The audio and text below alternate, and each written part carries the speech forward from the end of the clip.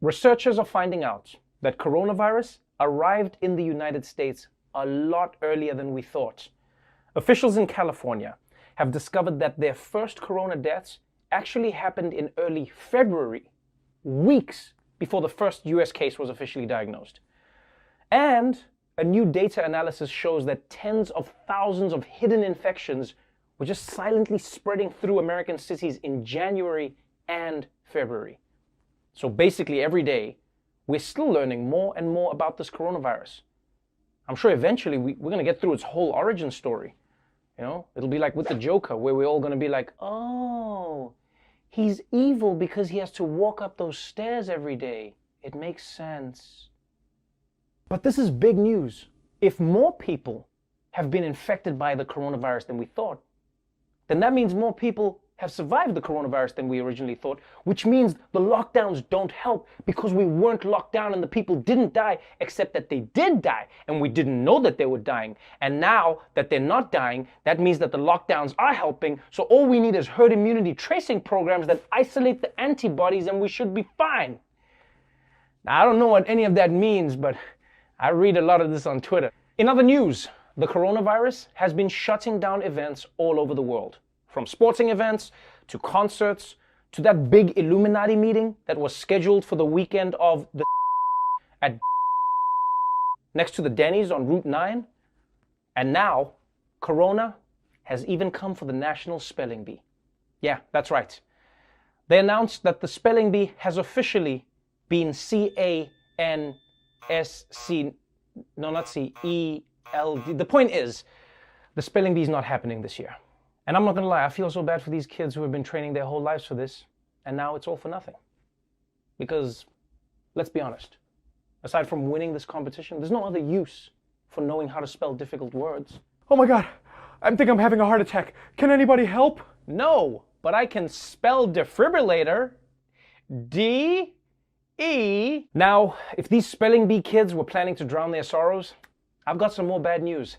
Germany has cancelled Oktoberfest. Partially because of coronavirus, and partially because you can't celebrate Oktoberfest when no one knows what month it is anymore. Do you know? Because I don't know. And this is huge, because it's the first time Oktoberfest has been cancelled since World War II. And it's actually nice. It's actually nice that the Germans had the decency to cancel it during World War II, because I mean, otherwise that would have just been rude. Und now we invade France! But for real though, man, this is a big blow for Germany, because Oktoberfest is not just a big cultural event, it's the one time a year that Germans actually have fun. You know, the rest of the year they bottle it up. Yeah, they'll be on roller coasters like, here comes the loop-de-loop part. Woo, woo. All right, that's it for the headlines. Let's get straight to the big story. Ever since coronavirus started, nothing has been the same. Policing is not the same. Relationships are not the same. Getting drunk at 10 a.m. is not the same. I mean, it's way less exciting if everyone's doing it now. But there's one thing that's remained surprisingly constant.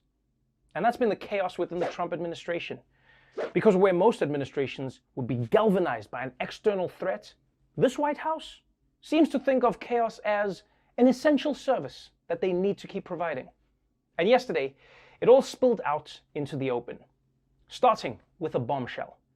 The scientist in charge of the government's efforts to make a coronavirus vaccine suddenly got fired with no explanation. Now, he says it's because he disagreed with President Trump about pushing hydrochloroquine as a miracle drug, right? But then, some people who worked with him said actually he was fired because he wasn't good at his job and he was working too slowly.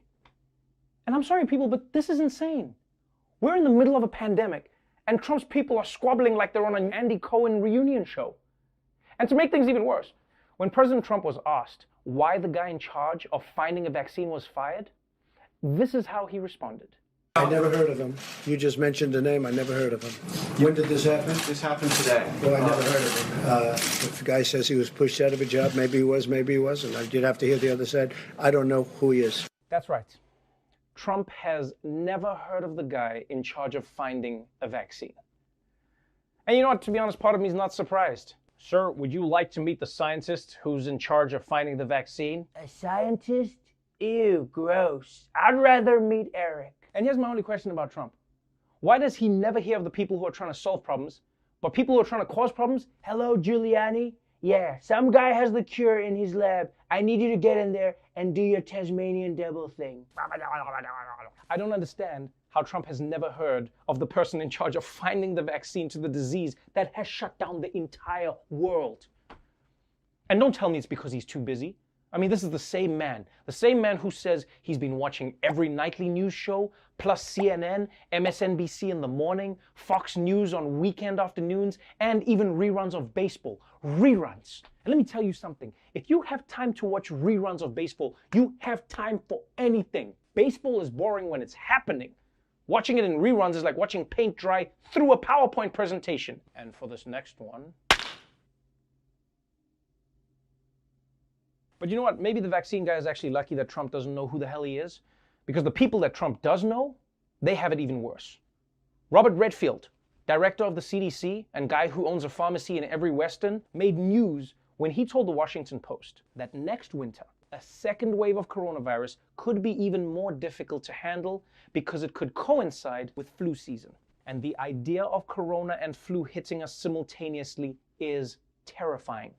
Because that means we're going to have to do double social distancing. We're going to wear 2 masks. We're going to stay 12 feet away from people. We're going to have to watch celebrities sing Imagine twice. Imagine, there's no people. Oh, and the president was clearly unhappy with what the CDC director said. Because right after the article came out, Trump tried to call backsies. The president also trying to walk back the head of the CDC's warning about a second wave of the virus next fall, claiming it was fake news. Totally misquoted. I spoke to him. He said it was ridiculous. He was talking about the flu and corona coming together at the same time. Bringing Redfield to the podium to clarify. I didn't say that this was going to be worse. I said it was going to be more difficult and potentially complicated because we'll have flu and coronavirus circulating at the same time. Ah, okay. So it's not going to get worse. It's just going to be more difficult and complicated. If only there was one word that could summarize that general feeling. You know, I'll be honest. I actually feel sorry for all of these experts who have to share the stage with Trump. Because think about their job. They have to walk a fine line of giving everyone accurate information, but then also making sure that they don't say anything that angers their boss. In a way, working for Trump is like being married to Carol Baskin. 1 foot wrong, and you don't know what could happen. I mean, we don't know what happened, but we know what happened. And you know, the chaos of this administration would be bad enough if it was just confined to Washington, but what makes this thing worse, what makes it more difficult to contain, is that the chaos is now spreading around the country. Because last week, Trump encouraged governors to reopen their economies. But now that Georgia's Trump-loving governor Brian Kemp has done exactly what Trump is saying, all of a sudden it's like, oh snap, you on your own, son. I told the governor of Georgia, Brian Kemp, that I disagree strongly with his decision to open certain facilities. I want him to do what he thinks is right. But I disagree with him on what he's doing. So do I agree with him? No, but I respect him and I will let him make his decision. Would I do that? No, I'd keep him a little longer. I want to protect people's lives. You have got to be kidding me. Trump didn't just throw Brian Kemp under the bus. He basically looked up the bus schedule in advance, told Brian Kemp to meet him at the road at 3:15, and then guess who was driving? And you know, this is what you get when you roll with Donald Trump. These guys are trying so hard to suck up to him, and then when they're fully committed, bam, he can just sell you out.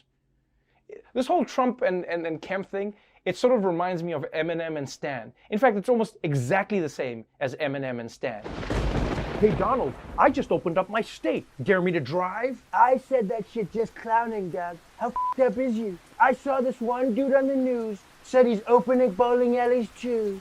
And now that I think about it, oh shit, it was you.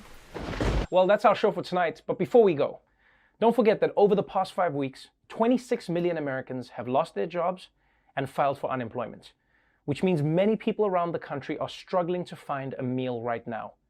And you can help them. You can help them by donating to Feeding America.